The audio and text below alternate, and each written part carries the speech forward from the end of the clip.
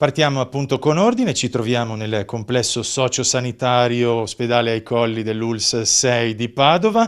Siamo al padiglione 2 perché oggi appunto si parla di diabete, lo facciamo in compagnia della dottoressa Annunziata Lapolla, primario di diabetologia dell'ULSS 6 Euganea, che ringrazio per averci accolto ancora una volta con le nostre dirette. Partiamo anche con i numeri: 11.000 sono i malati di diabete per quanto riguarda appunto la presa in carico da parte del complesso sociosanitario ULSS 6 qui ai Colli, 4 milioni in Italia e addirittura 300.000 in Veneto, il 6,5%. Questi sono dati Istat del 2019.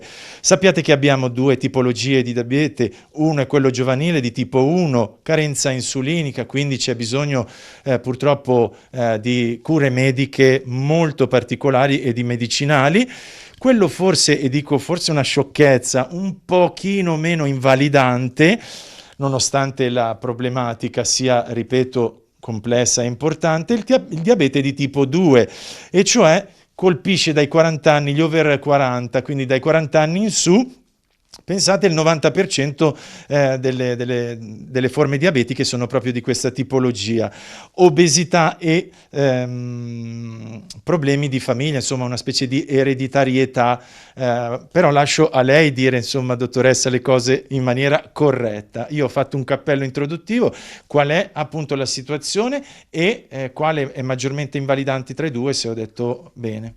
Bene, buongiorno a tutti. Intanto la malattia diabetica è una vera e propria emergenza perché è in aumento tantissimo in questi ultimi anni, e questo è correlato soprattutto al diabete di tipo 2, come è stato già detto, che esordisce nell'età media e che è il più del 90% di tutte le forme del diabete, che è strettamente correlato alla presenza di obesità, che è in forte aumento. Il diabete di tipo 2 è curabile, però bisogna intervenire subito, e l'intervento necessario è quello della modifica dello stile di vita, che significa un'alimentazione regolare, un'attività fisica regolare. Questo impedisce lo sviluppo di quelle che sono le complicanze temibili della malattia diabetica, sia del diabete di tipo 2 che anche del diabete di Quali tipo sono, 1. dottoressa? Possiamo enunciarle?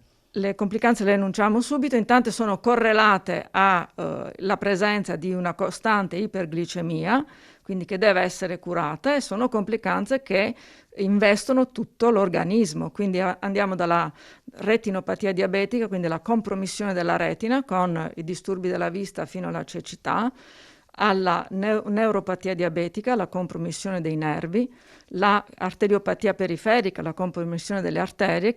La compromissione dei nervi e la compromissione delle arterie portano poi al cosiddetto piede diabetico, quindi le ulcere con l'amputazione. Ma il paziente diabetico ha anche il rischio di avere insufficienza renale, quindi con ricorso alla dialisi, e soprattutto il paziente diabetico ha un rischio 5 volte maggiore rispetto al non diabetico di avere una cardiopatia ischemica. Questo significa C'è il di rischio di avere infarto? l'infarto o la morte improvvisa per la fibrillazione ventricolare. Quindi sia nel diabete di tipo 2 che nel diabete di tipo 1, quella forma invece giovanile, che è dovuta alla distruzione delle cellule che producono insulina da parte di un meccanismo autoimmune, la glicemia va corretta il prima possibile per evitare lo sviluppo di queste gravi complicanze. Dottoressa, però lei mi ha spiegato a telecamere spente che insomma quello giovanile è purtroppo un qualcosa che ti accompagna tutta la vita, mentre l'altro possiamo correggere con alimentazione corretta, naturalmente lo sottolineo, ginnastica, quindi attività fisica.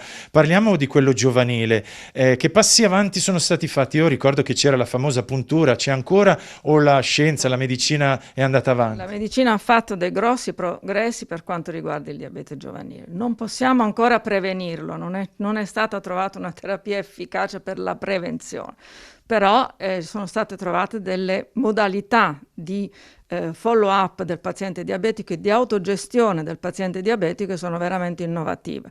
A cominciare dall'iniezione di insulina, che non si fa più con la siringa ma con una penna, quindi di facile portabilità, a cominciare dalla somministrazione di insulina che in casi gravi, in casi in cui la glicemia non si riesce a controllare, può essere fatta con il microinfusore, quindi con un sistema che dà insulina costantemente giorno e notte, che il paziente può regolare sulla base delle glicemie, per esempio dando una quantità in più di insulina ogni volta che mangia, e ha i sistemi nuovi di monitoraggio della glicemia nel paziente diabetico. Ci sono dei sistemi che permettono, soprattutto al paziente che fa 4-5 iniezioni al giorno di insulina come il diabetico di tipo 1, di controllare sistematicamente minuto per minuto la glicemia senza doversi bucare. Quindi queste sono, diciamo, le novità. Ci sono poi delle insuline nuove che sono molto più efficaci delle insuline che usavamo in passato. Dottoressa, mi sottolinea in chiusura quello che dicevo, c'è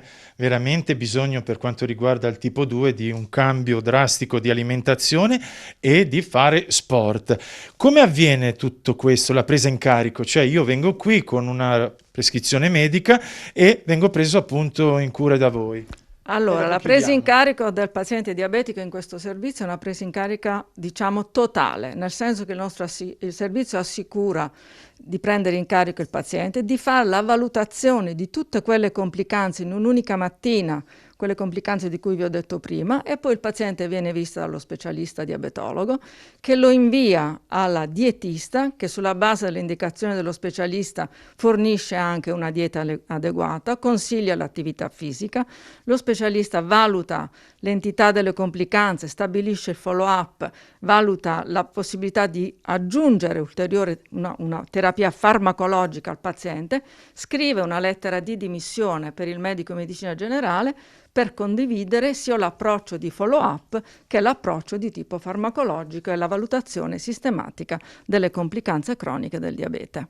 Dottoressa, per il nostro breve tempo abbiamo detto tutto, io quindi ringrazio ULSS 6 Euganea per averci ospitato e naturalmente la dottoressa Annunziata Lapolla. Grazie primario dottoressa, grazie di quello che ci ha insegnato. Se non ci sono domande, a voi studio. Posso aggiungere una cosa? Ah, c'è un'ultima? Prego, sì, volevo aggiungere questo, che l'Organizzazione Mondiale della Sanità ha deciso che ogni anno si deve festeggiare e ricordare il diabete con la giornata mondiale del diabete, oggi. che è appunto oggi. Questo perché ha riconosciuto la malattia che è cronica, che è invalidante, che è costosa.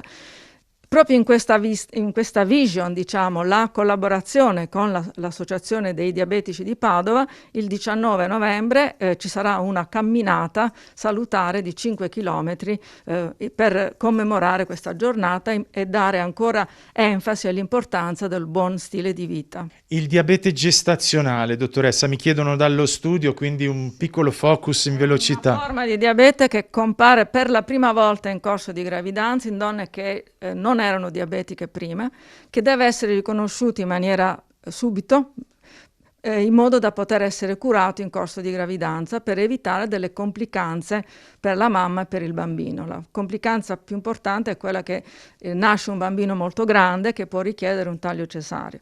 Le donne che hanno avuto il diabete gestazionale hanno un rischio maggiore di avere un diabete di tipo 2 in gravidanza, i bambini, se li si lascia obesi, hanno un rischio maggiore di sviluppare diabete quando sono in età adulta. Quindi va riconosciuto. Come, dottoressa, mi dica chi deve, esatto, in che fase? Il ginecologo invia i servizi di diabetologia alle donne in gravidanza che hanno un rischio di avere il diabete gestazionale, quindi quelle che hanno familiarità per diabete, quelle che hanno già avuto un diabete gestazionale, che sono in sovrappeso o obeso e che appartengono a delle razze quindi abbiamo diverse che hanno un rischio maggiore di avere il diabete. Qui viene fatta una curva da carico di glucosio e noi facciamo diagnosi. La donna viene seguita da noi con uno schema alimentare adeguato, attività fisica, e se le glicemie non sono quelle normali durante il corso della gravidanza si può fare anche un po' di insulina che poi viene stoppata nel corso della gravidanza.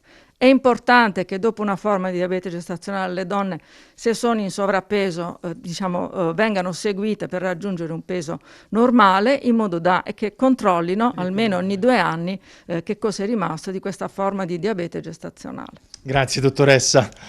A voi studio.